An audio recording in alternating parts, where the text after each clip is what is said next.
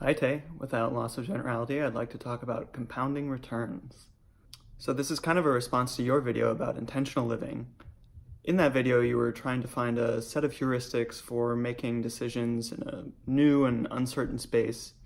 Well, I recently found a compelling discussion of this kind of problem applied to moral decisions, written by an economist, Tyler Cowen, in his book Stubborn Attachments. Being an economist, he first sets out a bunch of terms and then makes broad assumptions.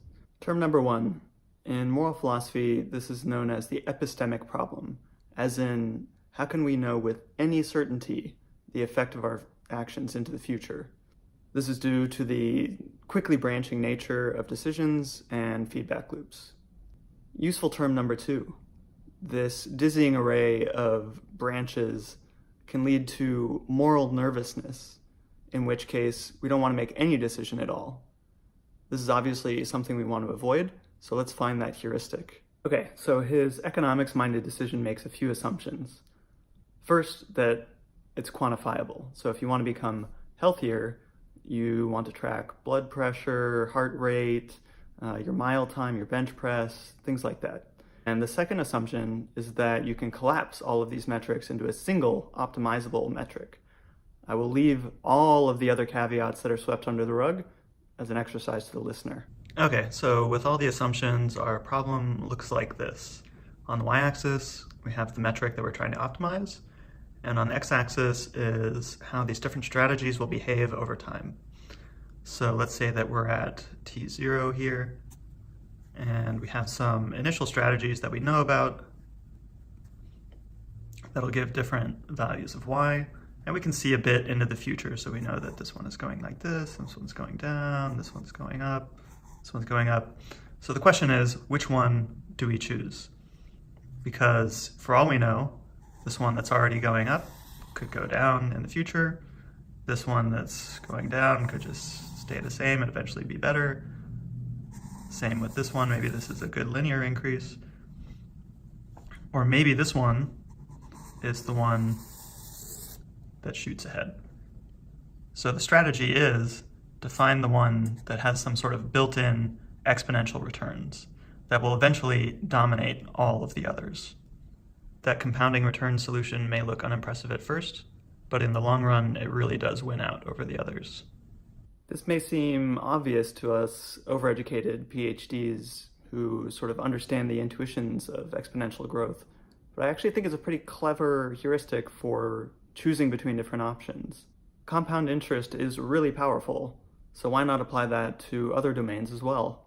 Okay, so let's see how this strategy might apply in the real world.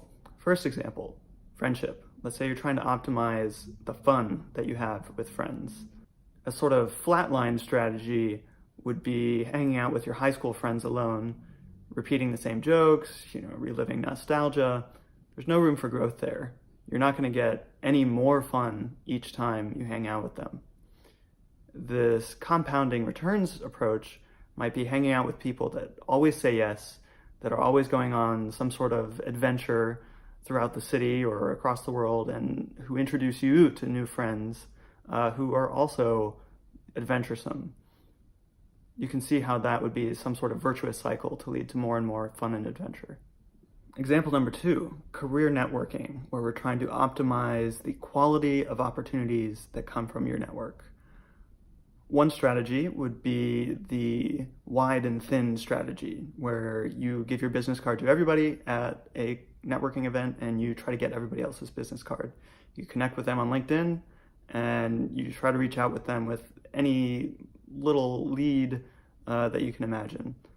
While this might give an initial good burst of opportunities, I think this would flatten into an S-curve pretty quickly because people don't really know you. They're not going to give you the best opportunities. They're not going to think of you when something arises.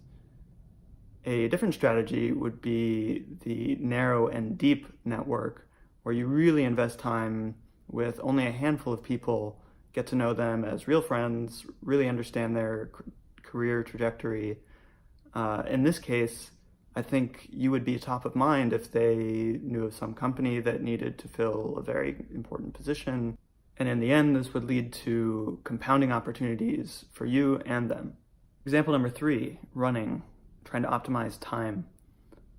One strategy could be to run the same route every day, and I think in that case you will get linearly better. Another strategy would be to chase new fads, for instance, new gel formulation or using compression socks.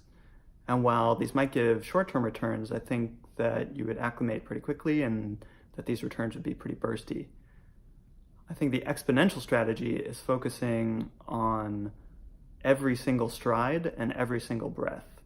For instance, increasing your stride strength by deadlifting weights. I know that professional runners do this, even marathoners. It's interesting to note that marathon times follow a log normal distribution. I think this is because it's a combination of many multiplicative efficiencies over many stride lengths. So your stride efficiency doesn't make you 10 or 100 times faster, but it does move you from somewhere like here, just a little bit over here, or a little bit further over here, and you start beating exponentially more people. Example 4, education, trying to optimize, I guess the stuff that you know. A bounded strategy would be to only study the course material, or to only geek out about, the Star Wars universe. You limit yourself to a set of knowledge. The compounding returns model would be to allow yourself infinite curiosity so that you find yourself following more and more leads to different books, different papers. You go deeper on topics, and then you also jump between topics just because you're following your curiosity. Also, the more you know about something, the quicker you can skim a book, which means the more books you can process. Example 5, a big one, how do you optimize your time? One way to get linearly increasing returns would be to get really good with dealing with tasks.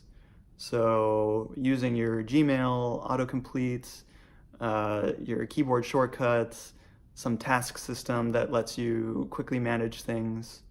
That sounds good. But I think a better thing to optimize for your time is the number of contiguous minutes of free time. Let's think of it this way, with the depth of thought along the y-axis across the course of a day. Say I wake up around 8, and I immediately start trying to solve this problem.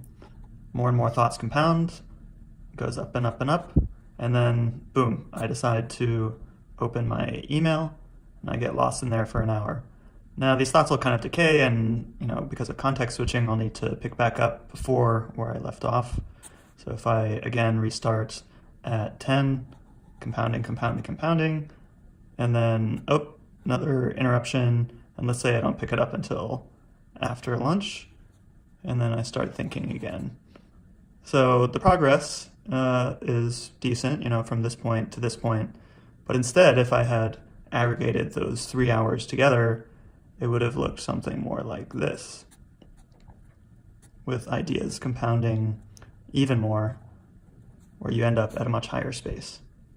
So I don't think that looking for compounding growth everywhere is going to solve all of our problems, and especially because there are so many caveats baked into this prescription. But it is definitely worth looking at your current habits or strategies to see if there's any exponential character baked in, which would make things much easier in the far future, and I think your future self would thank you. Until next time, Tay.